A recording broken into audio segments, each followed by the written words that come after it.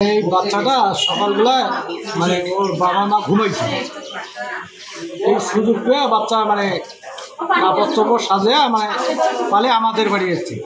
আইসার পর আমি তো জানি না, আমি থাকলাম মোড়ে, যেমন আমার ছেলে আমার ফোন দিল যে আব্বা তাড়াতাড়ি আইসেন তো, এই বাচ্চার পরিস্থিতি দেখিয়ে তখন আমার ফোন দিল।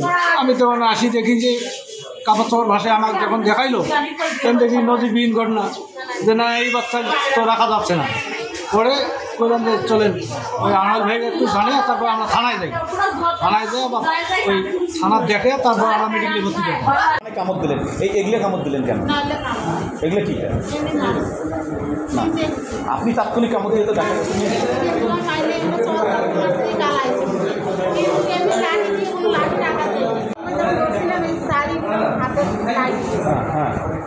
যখন পরে মলম দেয় দিয়ে ডাক্তারের কাছে নিয়ে গেছিলেন। বাচ্চাটা তেমন ওকে মারছে, ভুল করে ফেলেছে। ডাক্তারের কাছে এরকম কি অপরাধ করছে,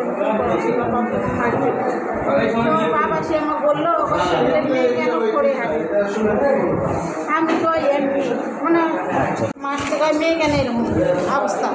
তখন আমার খুব মারছে। আমি তখন কোনো মতন করে রাস্তার মধ্যে বেরিয়ে আমি তখন আমার ভাই আছে, স্বাস্থ্য ভাই, জ্যাঠা ভাই, ওদের বাড়ি যখন গিয়েছে তেমন বলছে কয়েকদিন মারস না, তুই তো মারি ফেলে বাসিস কোনো জায়গায় লাগলে পরে মারা যাবে। মুখ বান্ধি ধুইছে? কতদিন থেকে মুখ বান্ধি ধুইছে তোমার?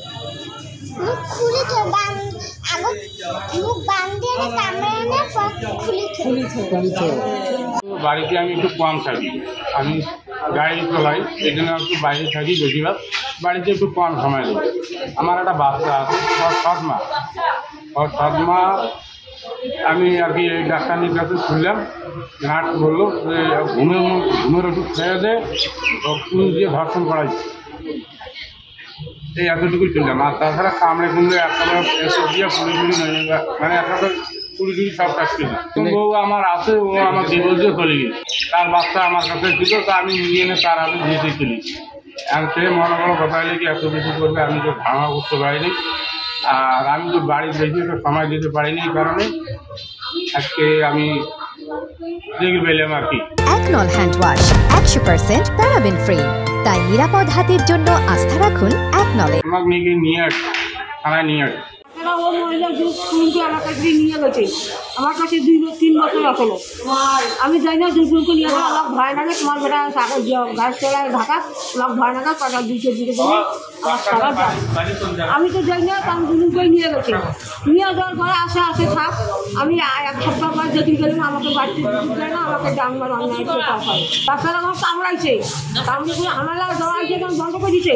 তখন বাচ্চারা কামড়ে তুলবে, এখন ইসিজি পুলিশ নিয়ে যাবো সরমায়া করছে, ডক্টর পর্যন্ত ভাই করছে, ওই ডাক্তারের দিকে। আমি এখন কী করবো? আমাকে 2 চোখে উঠে দেবো, 2 চোখে উঠে দেবো, আমি এদিকে।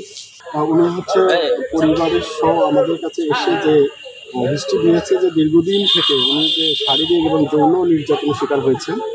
আমরা সেভাবে আমাদের অ্যাটেন্ডিং যে ডক্টর ছিলেন, ডাক্তার তানভীর, তাদের প্রয়োজনীয় প্রাথমিক পরীক্ষা নিরীক্ষা করেছেন এবং তাৎক্ষণিকভাবে প্রাথমিক চিকিৎসা দিয়েছেন। এবং যেহেতু হচ্ছে দীর্ঘদিনের একটা হচ্ছে শারীরিক যৌন নির্যাতনের একটা ইতিহাস রয়েছে, সেজন্য বাচ্চাটা যাতে এবং তার পরিবার একটা সুবিচার নিশ্চিত এবং প্রপার ট্রিটমেন্ট পায়, সেজন্য আমরা হায়ার সেন্টার লালমনিরহাট সদরে যে আমাদের ওয়ান স্টপ ক্রাইসিস সেন্টার বা সেল রয়েছে সেখানে আমরা রেফার করেছি। কিন্তু পরবর্তীকালে এখানে একটু ভিলেজ পলিটিক্সের কারণে বাচ্চাটা হচ্ছে উন্নত বা হায়ার সেন্টারে না যেয়ে হয়তো বা বাসায় অন্য কারো প্ররোচনায় গেছে, এটা আমরা অবগত হয়েছি। তারপর আমাদের যে গণমাধ্যম কর্মী বন্ধুগণ আছেন তাদের সহযোগিতায় আমরা এবং যে স্থানীয় পুলিশ প্রশাসন আছে আমাদের সহযোগিতায় আমরা উদ্ধার করে পুনরায় হাসপাতালে নিয়ে আসছি এবং আমরা উন্নত সেন্টারে পাঠানোর জন্য প্রয়োজনীয় ব্যবস্থা গ্রহণ করার চেষ্টা করছি। তো এই সংবাদ পেয়ে আমি আমার মোবাইল ডিউটি যে অফিসার তাকে আমি পাঠাই সেখানে ঘটনাস্থলে, নারী কনস্টেবল সহ তারা সেখানে যায়, যে বাচ্চাটার কাছ থেকে বিস্তারিত শোনে এবং বাচ্চার শরীরের বিভিন্ন স্থানে, বিশেষ করে পেছনের অংশে, পাছায় এবং তার যৌনাঙ্গের উপরে কিছু ক্ষতচিহ্ন দেখতে পাই।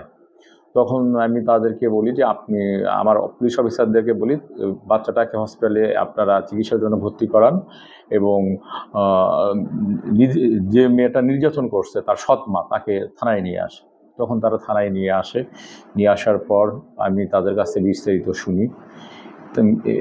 তো বাচ্চাটার নাম, বাচ্চাটার মা, সৎ মা, উনি বিভিন্ন সময়ে, আজ থেকে প্রায় 10-15 দিন আগে থেকে বিভিন্ন সময়ে মেয়েটাকে নির্যাতন করেছে, মারধর করেছে। আপনার তার পাছায়, তারপর যৌনাঙ্গের উপরে কামড় দিছে, এই ধরনের অত্যাচার করেছে বলে এই বাচ্চাটার কাছ থেকে আমি শুনেছি। এবং যে মেয়েটা নির্যাতক, যে মহিলা, তার কাছ থেকেও আমরা বিষয়টা জেনেছি। তার বিরুদ্ধে আমরা, নির্যাতক মহিলা সৎমার বিরুদ্ধে আমরা নিয়মিত মামলা নিচ্ছি। তার বিরুদ্ধে আমরা যাবতীয় যে কার্যক্রম, আমাদের পুলিশি যে কার্যক্রম আমরা গ্রহণ করব।